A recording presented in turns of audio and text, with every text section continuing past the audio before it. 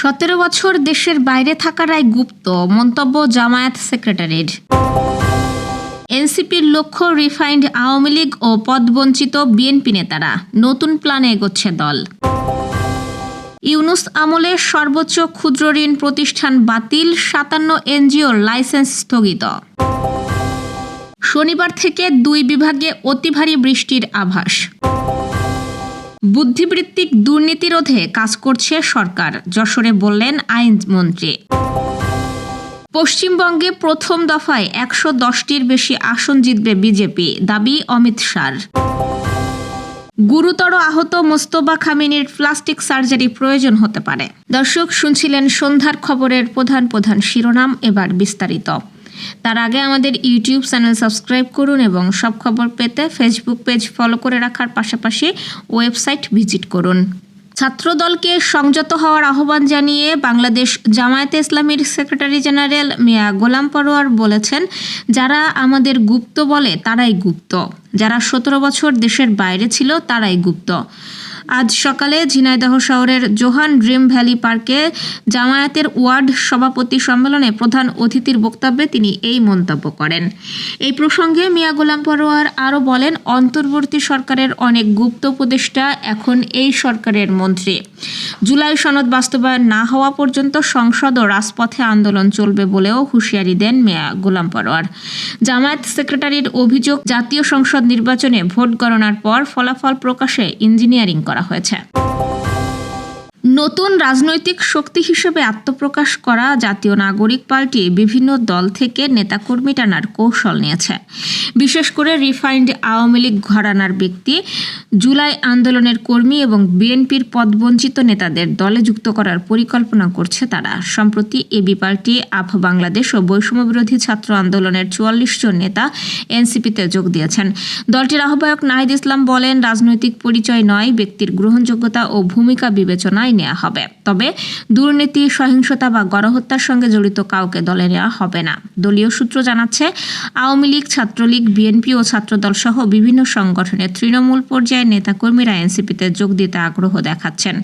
ইতোমধ্যেই কয়েকজন প্রভাবশালী নেতার যোগদানের গুঞ্জনও রয়েছে। নতুন দল হিসেবে এনসিপি ডান বাম সহ বিভিন্ন মতাদর্শের সমন্বয়ে রাজনীতি গড়ার চেষ্টা করছে। একই সঙ্গে সংসদ ও রাজপথে সক্রিয় হয়ে সংগঠন সম্প্রসারণেরও জোর দিচ্ছে দলটি।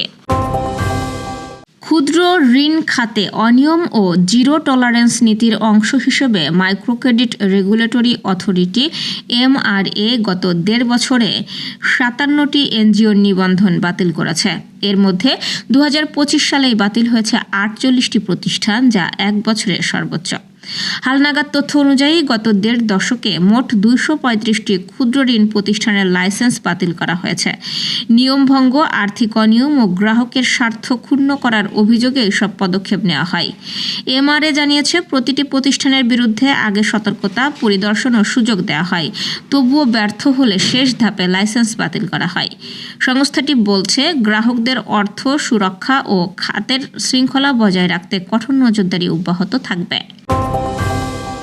দেশের 2 বিভাগে ভারী থেকে অতি ভারী বর্ষণের পূর্বাভাস দিয়েছে আবহাওয়া অধিদপ্তর। আজ দেওয়া এক সতর্কবার্তায় এই তথ্য জানানো হয়। সতর্কবার্তায় বলা হয়েছে, দেশের উত্তরাঞ্চল ও আশেপাশের এলাকায় গভীর সঞ্চালনশীল মেঘমালা তৈরি হচ্ছে, যা আগামী দিনগুলোতেও অব্যাহত থাকতে পারে।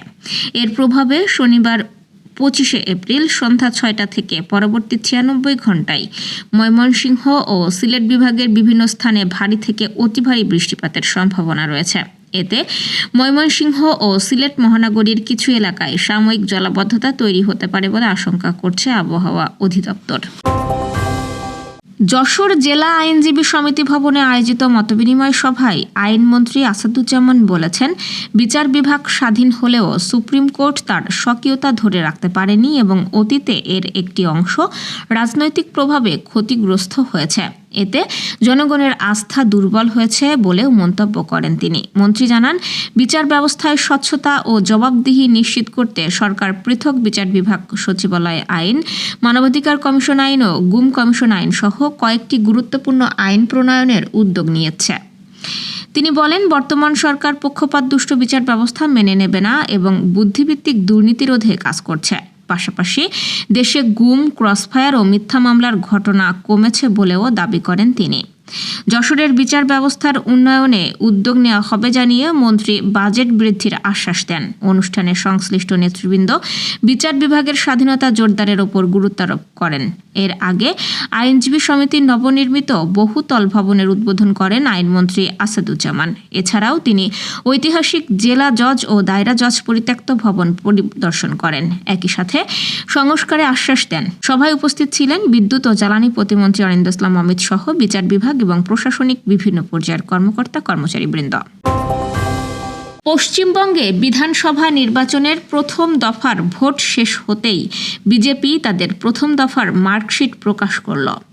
গেরুয়া শিবিরের দাবি 152 আসনের মধ্যে 110টির বেশি আসন জিতবে তারা। আজ সকালে নিউ টাউনে এক সংবাদ সম্মেলনে কথা বলেন কেন্দ্রীয় বিজেপি নেতা ও স্বরাষ্ট্রমন্ত্রী অমিত শাহ।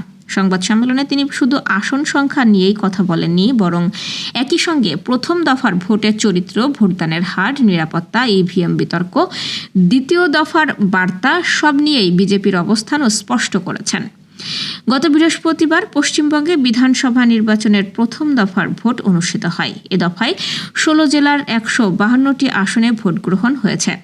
নির্বাচন কমিশনের দাবি, প্রথম দফায় ভোটদানের হার 92% বেশি, যা সাম্প্রতিক নির্বাচনের তুলনায় অত্যন্ত বেশি। ইকোনমিক টাইমসের রিপোর্টে ভোটদানের হার প্রায় 92.72% বলা হয়েছে। বিজেপি এই বিপুল ভোটদানের হারকে সরাসরি পরিবর্তনের ইঙ্গিত হিসেবে দেখছে। কেন্দ্রীয় স্বরাষ্ট্রমন্ত্রী অমিত শাহ বলেন, সারা রাত বিজেপি প্রথম দফার ভোটের বিশ্লেষণ করেছে। সেই বিশ্লেষণ অনুযায়ী 152টি আসনের মধ্যে 110টির বেশি আসনে বিজেপি জিততে চলেছে। তার দাবি, বাংলায় এবার শুধু ভোট হয়নি, ভয় থেকে ভরসার দিকে মানুষের যাত্রা শুরু হয়েছে।